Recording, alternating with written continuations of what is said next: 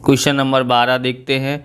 निम्नलिखित आवृत्ति वितरण से मूल आवृत्ति वितरण प्राप्त कीजिए। मध्य मूल्य दिया है, आवृत्ति दी है 12.5 में 12 दिया है, 17.5 में 18, 22.5 में 16, 27.5 में 22, 32.5 में 14, 37.5 में 10, 42.5 में 6, 47.2 में 2 दिया हुआ है। तो हमको यहाँ पर ध्यान रखना है, इसमें से इसको घटाते हैं तो कितना आता है 5, इसमें से इसको घटाते हैं तो 5, इसमें से इसको घटाते हैं 5, इसमें से इसको घटाते हैं 5।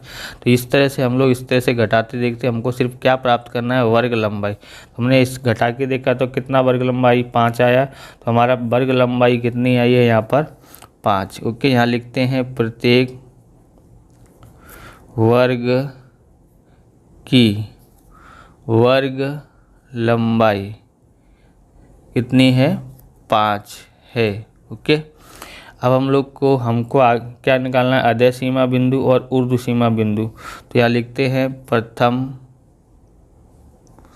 वर्ग की अधः सीमा बिंदु।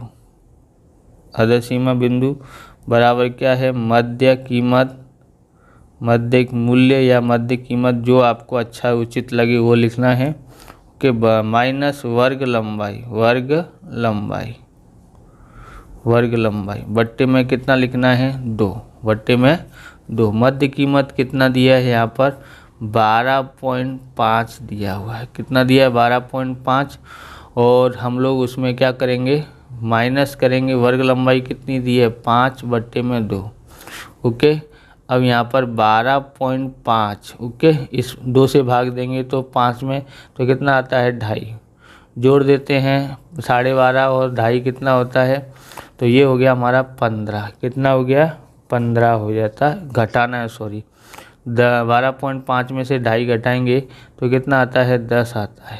माइनस का निशान है इसलिए घटाएंगे। ओके, अब हम लोग को क्या ज्ञात करना है, यहाँ लिखते हैं प्रथम वर्ग अतः सीमा बिंदु निकाला। अब ऊर्ध्व सीमा बिंदु। ओके, वहाँ पर पढ़ेंगे ऊपरी और निचली सीमा बिंदु। 10वीं में आपने ऊपरी और निचली ऐसे पढ़ा होगा। ओके, अब यहाँ पर क्या है, मध्य कीमत। तो मध्य कीमत प्लस वर्ग लंबाई बट्टे में 2। यहाँ पर प्लस आता है, माइनस नहीं, बराबर प्लस करते हैं यहाँ पर अधः सीमा निकालना हो तो माइनस, ऊर्ध्व सीमा निकालनी हो तो प्लस किया जाता है। ओके, वर्ग लंबाई 5 है बट्टे में 2 बराबर 12.5, भाग देते हैं तो 2 से भाग देंगे तो कितना आता है 2.5।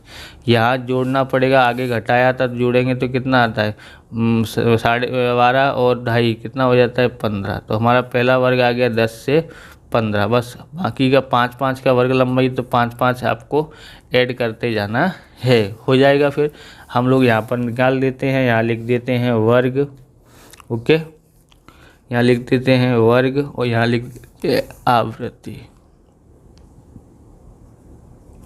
दोनों लिख दिया, वर्ग आवृत्ति।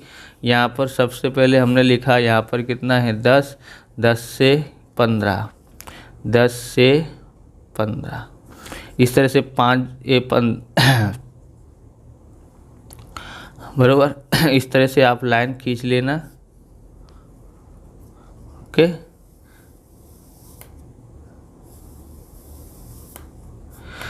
अब 10 से 15 में हमने लिख दिया है। अब यहाँ पर देखेंगे आवृत्ति में आपने देखा था ऊपर कितना था 12। अब उसके बाद ये 10 फिर से लिख देते हैं बराबर। यहाँ पर लास्ट में कौन है 15, तो 15 आएगा यहाँ पर 15। उसके बाद इसमें 5 जोड़ देंगे तो कितना आता है 20। ओके, अब इसमें कितना दिया है 18। अब यहाँ पर लास्ट में कौन था 20, तो 20 लिख दिया, इसमें 5 जोड़ देंगे तो 25। ओके, यहाँ कितना दिया था 16, फिर दिया था 22.5 वाला कर रहे हैं तो इसको 25 यहाँ लिखा है तो 25। अब इसमें भी 5 जोड़ देते तो कितना आता है 30। ओके, कितना है यहाँ पर 22 है। ओके, दिया आवृत्ति आप ऊपर से देख लेना। अब यहाँ पर आगे करते हैं 30 आ गया, 30 5 जोड़ दो तो कितना हो गया 35। इसमें कितना दिया था 14, अब ये कितना है यहाँ 35, आगे 5 जोड़ते हैं तो कितना आता है 40। ओके, तो ये हो गया हमारा, कितना दिया यहाँ पर 10। ओके, अब यहाँ पर करते हैं 40 से 45, हो गया, समझ में आया। 5 खाली ऐड करते जाना है। फिर यहाँ आवृत्ति में कितना दिया है 6। आगे करते हैं 45 में 45 यहाँ, 45 में 5 जोड़ते हैं 50, यहाँ कितना आ जाएगा 2। इस तरह से हमने बना दिया है। आप इस प्रकार के वीडियो देखना चाहते हैं तो डिस्क्रिप्शन में आपको अकाउंट और स्टेट के अलग अलग चैप्टरों की प्लेलिस्ट मिल जाएगी, वहाँ से आप देख सकते हो। चैनल पर नए, चैनल को सब्सक्राइब करना, क्योंकि हम इस प्रकार के वीडियो आपके लिए बनाते रहते हैं। तो क्वेश्चन नंबर 13 है, बराबर। क्या लिखा है, अहमदाबाद शहर में व्यक्तियों के आवागमन हेतु 1000 बसें हैं उपलब्ध हैं, उसमें से 350 बस BRTS की है, जबकि शेष AMTS की है। कुल 400 वातानुकूलित बसों में से 250 BRTS बस है। इस सूचना को योग्य कोष्ठक में प्रस्तुत करना है। किस में प्रस्तुत करना है? योग्य कोष्ठक में प्रस्तुत करना है। ओके, तो हम लोग करते हैं यहाँ पर योग्य कोष्ठक में प्रस्तुत करते हैं। तो यहाँ पर देखो बस के प्रकार, यहाँ परिवहन के प्रकार दिए हैं, बराबर। आप चाहें तो आप ऊपर नीचे कर सकते हो। ओके, जैसे यहाँ पर बस के प्रकार, यहाँ पर परिवहन के प्रकार लिख सकते हैं, बराबर। यहाँ पर हमारे पास क्या दिया था, तो हम इसके अनुसार लिखते हैं। ये वातानुकूलित मतलब एयर कंडीशन, बिना एयर कंडीशन बगैर की, यानी AC वाली, नॉन AC वाली बसें, और कुल दिया है। सबसे पहले देखते 1000 बस दी है, तो यानी कुल 1000 यहाँ आ जाता है। फिर उसमें से 350 बस BRTS की थी, तो 350 BRTS की थी। इसमें से इसको घटाओ तो कितना आ जाता है, 750 आ जाता है। कितना आ जाएगा 750, तो ज़्यादा हो जाता, 650 हो जाता है। कितना आएगा 650। ओके, बराबर, जोड़ते हैं तो 700 300, बराबर हो गया। अब हमको यहाँ पर करना है, ये हो गई है। जबकि शेष AMTS की थी, तो AMTS की कितनी है 50। ओके, अब कितनी है 650, यानी 650 है।